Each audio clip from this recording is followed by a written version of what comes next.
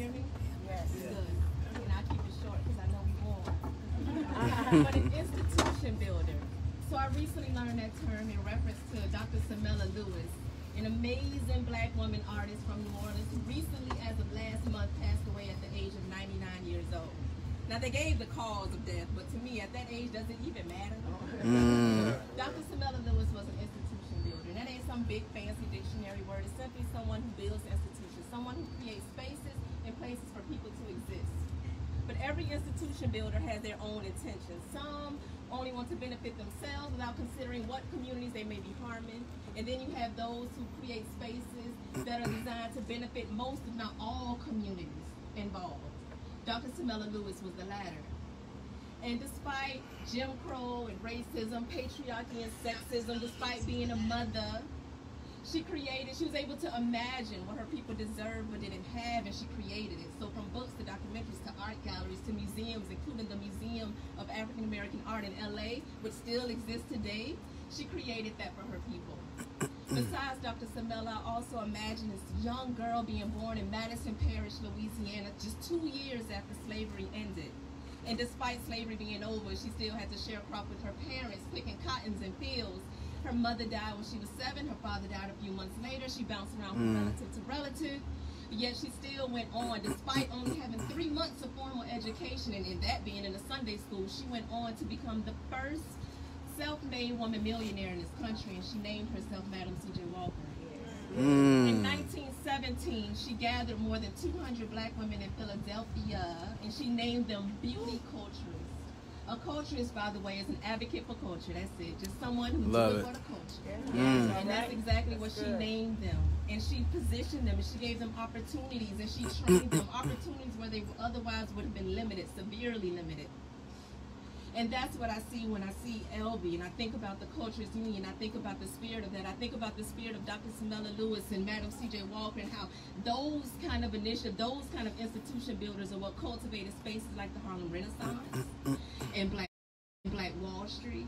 Yeah, the one in Tulsa, Oklahoma, but also the ones that existed all over the world, because that was not the only Black Wall Street. Wherever there was a significant black population, you had a Black Wall Street. All over this world, all over this country. So we think about Oakland, Jacksonville, Miami, Durham, New York, Atlanta, everywhere, Savannah included.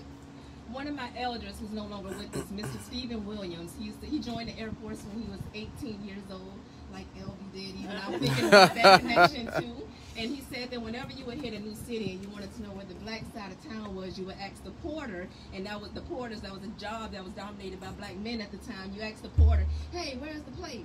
And he would be able to tell you where the place was. Well, the place in Savannah for a very long time was West Broad Street.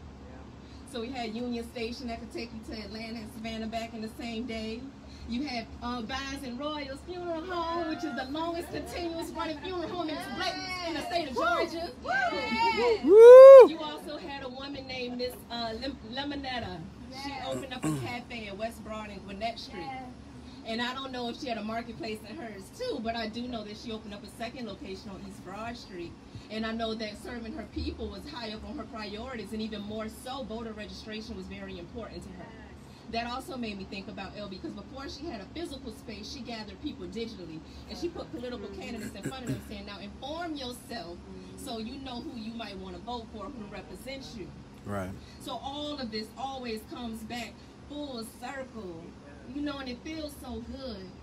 West Broad Street declined with the construction of I-16. It always does. As one of my elders say, it wasn't urban renewal, it was urban removal.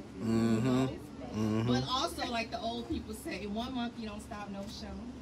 So we maneuvered on over to Bull Street, where you had social clubs and stuff like RDs, and you had mutuals where the women who were involved, they called themselves the mutualettes, and uplifting the community, and community service was the priority. But to fund that initiative, they created a gathering spaces. They created places for people to come and be entertained, to be seen, to be heard, to see people you ain't seen in a long time. Hey, no, I ain't seen you, what the hell?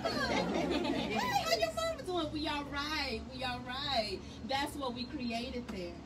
And then once again, urban renewal or urban removal. But as the saying goes, One monkey don't stop no show, because look where we are. The TCU on Bull Street.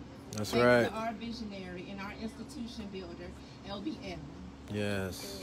But all institution builders need a village. They need support. That's right. So it's like, and I never tell nobody to support something just because it's locally owned, or just because it's black owned, a woman owned, a veteran owned. Although this space is all of the above. All of the above. That's right.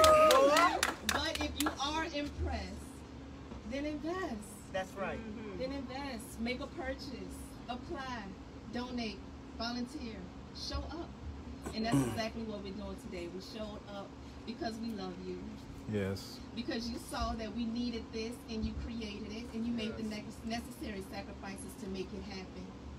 So before I close, I'm going to bring my deeply Southern roots up in this thing, because in addition to being from Georgia, I'm also from New Orleans, which is why I probably talk a little fast. Monroe, Louisiana, too, shout out.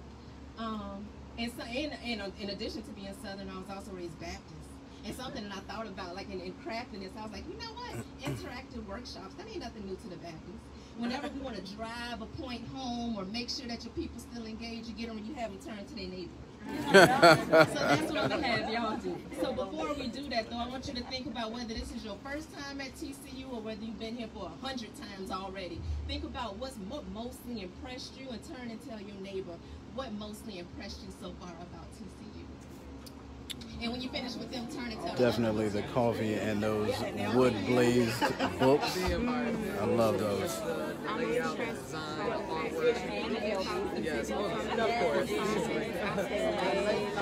That part. Definitely. I agree with that. And we have so much more that to come. So much more is coming. Just make sure y'all just keep supporting.